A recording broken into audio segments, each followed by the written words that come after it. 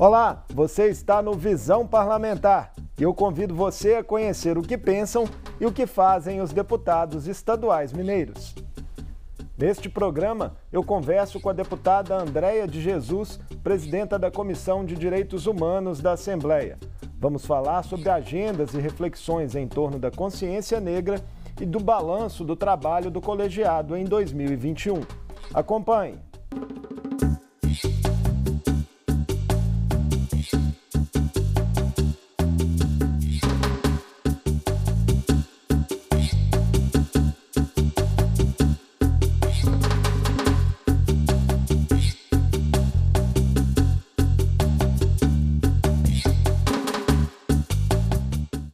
Deputada Andréia de Jesus, é um prazer recebê-la mais uma vez no Visão Parlamentar.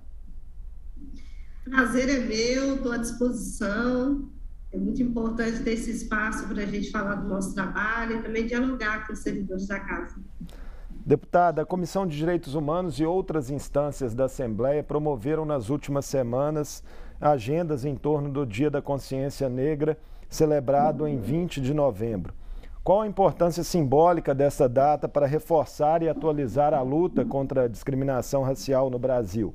E se existem hoje em Minas mecanismos eficazes de participação, de monitoramento de políticas públicas para o combate às iniquidades raciais?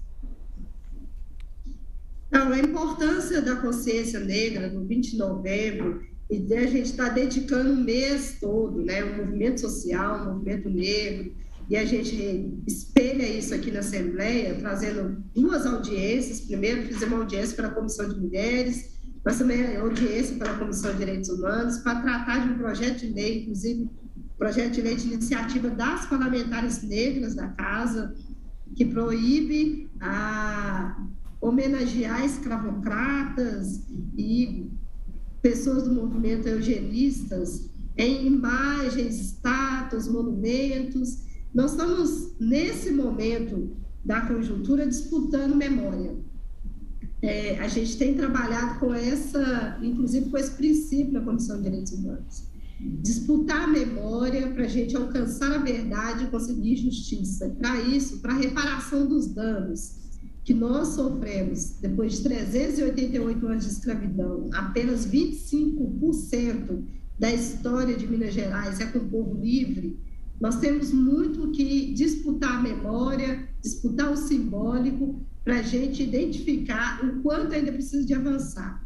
E aí dados reforçam isso, né? Durante a pandemia, por exemplo, 55% dos mortos eram negros. 70% dos desempregados pós-pandemia são negros. Esse é um dos motivos da gente continuar insistindo no debate da consciência negra e da importância do mês de novembro para essas reflexões. A senhora citou, né, a audiência pública que debateu especificamente o projeto de proibição de denominação, né, de monumentos e obras públicas a pessoas relacionadas à escravidão e participantes do movimento eugenista. A proposição já recebeu pareceres favoráveis das comissões de Constituição e Justiça e de Direitos Humanos. Já há uma perspectiva para aprovação em plenário?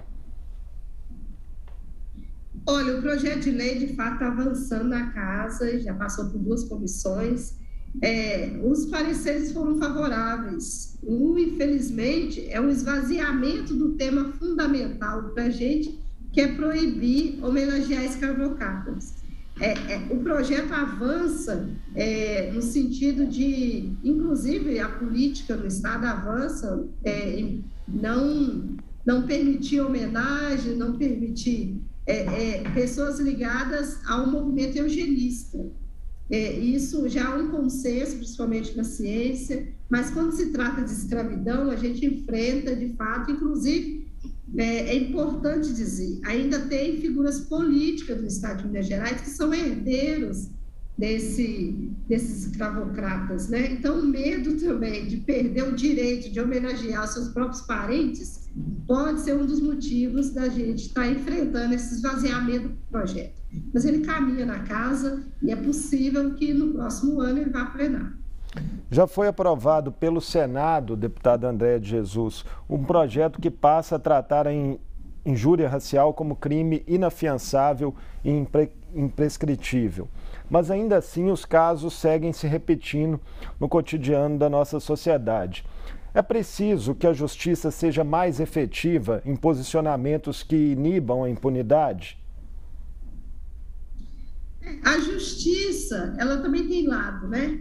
Assim, nós, infelizmente, temos um judiciário que também trabalha para a manutenção de alguns privilégios, né? Nós precisamos ter mais negros ocupando as cadeiras do judiciário, mais pessoas que consigam fazer a leitura de que um xingamento que diminui, desqualifica, impede o outro de participar do espaço público, sim, de cunho racista e precisa ser responsabilizado pela tipologia que está prevista. Esses avanços só se darão quando, de fato, nós tivermos mais pessoas que sofreram racismo decidindo por isso. Infelizmente, as decisões ainda estão na mão de pessoas que não sofreram racismo. Há, por exemplo, dados que apontam o aumento da população carcerária negra a partir de 2016, em contraponto à redução do encarceramento de jovens brancos. Isso é um claro indicativo de discriminação também em instâncias que deveriam combatê-las? Sim, evocando aqui Silvio de Almeida, né, que ele está sempre trabalhando o racismo como algo estrutural.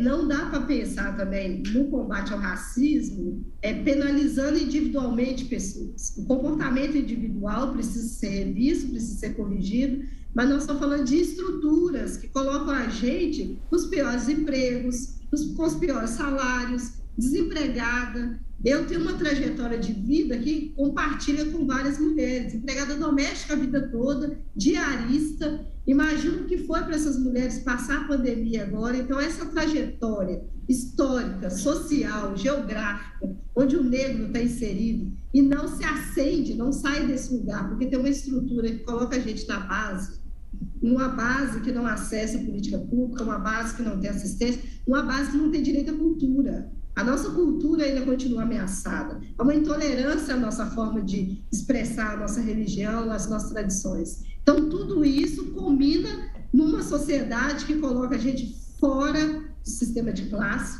e, por isso, desempregado, por isso, sem acesso, por isso, sem saúde. E a resposta do Estado é repressão para isso. Qualquer que seja a forma de reagir a isso, a resposta é a militarização dos espaços. E aí a consequência é isso, um aumento do encarceramento, e aí você pega os dados, quem está encarcerado hoje, filho de mãe solo, não tem o sobrenome do pai na certidão de nascimento, nunca teve acesso a um dentista, semi-analfabeto.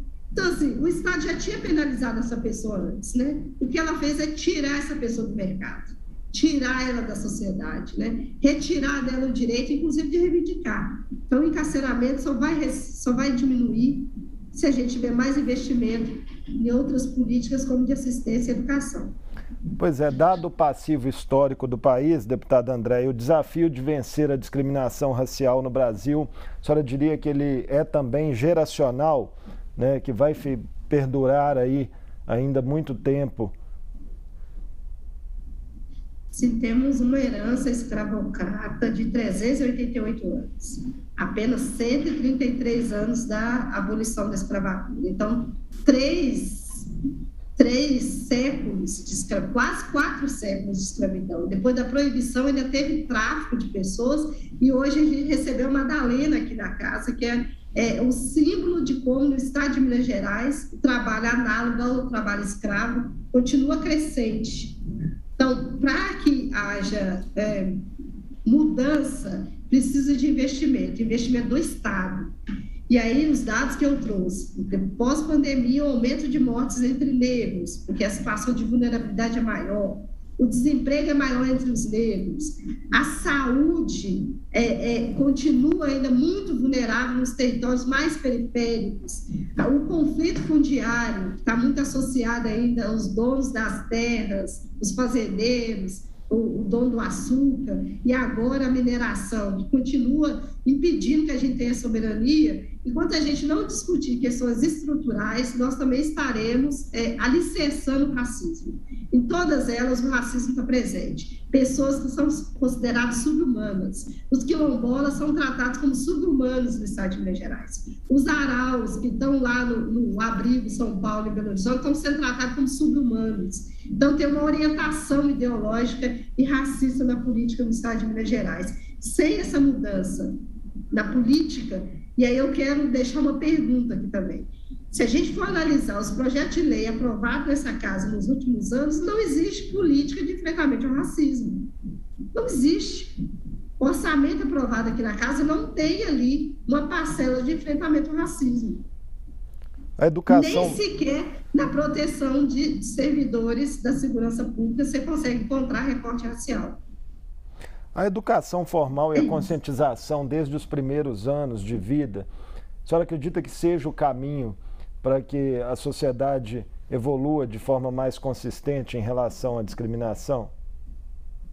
Concordo, precisamos trabalhar consciências individuais, consciências coletivas, na formação educacional. Não dá mais para tratar a história geral como a Europa no centro, né? Já tem comprovação científica que a filosofia, a medicina nasceu na África. Se a gente começar a trabalhar isso na primeira infância, nós teremos jovens negros com identidade, e com identidade eles conseguem defender, inclusive, seu lugar na sociedade mineira, né? Então, nós precisamos, sim, de consciências individuais, mas nós precisamos de política pública. Não dá para cobrar do meu filho que ele supere o racismo, que é um problema estrutural. Nós temos hoje um judiciário branco, um legislativo branco, um programa de televisão majoritariamente branco, novelas que colocam as negras como empregada doméstica, como a mulata, a exportação, o presidente da República que continua expondo as mulheres, expondo os negros, os quilombolas indígenas. Se a gente não muda as narrativas públicas, inclusive, a gente não consegue inspirar o nosso povo negro para, inclusive, acreditar num outro projeto de nação, né? Então, nós precisamos de consciências individuais, mas nós precisamos responsabilizar o Estado. O Estado é o principal beneficiário desse sistema racista. A Comissão de Defesa dos Direitos da Mulher também fez abordagens relacionadas ao Dia da Consciência Negra que revelaram o aumento da insegurança alimentar entre moradores das periferias urbanas e também da violência contra as mulheres negras durante a pandemia. Como as políticas públicas devem enfrentar essas questões? A segurança alimentar é uma disputa, né, aqui na casa, inclusive para não parecer assistencialismo. Segurança alimentar é você ter acesso a comida de qualidade e que isso chegue na mesa das pessoas com orçamento, né? No Estado, a gente precisa disputar o orçamento do Estado para garantir isso. Então, o SEASA, que hoje alimenta a gente, e a comida vem dos pequenos agricultores, que estão lá enfrentando a mineradora, enfrentando o agronegócio. O agro é pop, não é pop, né? Porque ele planta monocultura de soja, monocultura de eucalipto, retira a água da terra. Então, nós discutimos segurança alimentar e discutimos tudo isso. Acesso à terra, garantia de quem está no campo permanecer no campo, para continuar plantando, tecnologias que são passadas de pai para filho. Então, segurança alimentar é tudo isso. Mas, nos centros urbanos, as mulheres, de fato, vêm enfrentando, são chefes de família. Então, pensar em geração de renda, pensar em como combater a violência, inclusive dos territórios, né, para que as mulheres possam continuar mantendo seus territórios, é importante. Então, a violência que recai sobre o corpo das mulheres é um impedimento também da gente pensar a segurança alimentar, porque é elas que garantem a segurança dos seus territórios. O aumento da presença de mulheres negras em posições de destaque, deputada Andréia, seja no poder político, em produtos culturais ou em profissões mais valorizadas, é considerado uma questão de representatividade fundamental por especialistas que trabalham com o tema. Em especial na política, onde a senhora milita em seu primeiro mandato, qual o tamanho desse desafio de se aumentar essa representatividade das mulheres negras? O desafio é garantir condições delas manterem seu mandato, né? A gente inspira outras mulheres. mulheres que me antecederam me inspiraram e abriram caminhos para que eu chegasse até aqui. Então, para que outras venham, elas têm que se inspirar em mim. E, para isso, a gente precisa manter segurança dessas mulheres. Desde a minha posse até hoje, não teve um dia que eu não tivesse sofrido violência.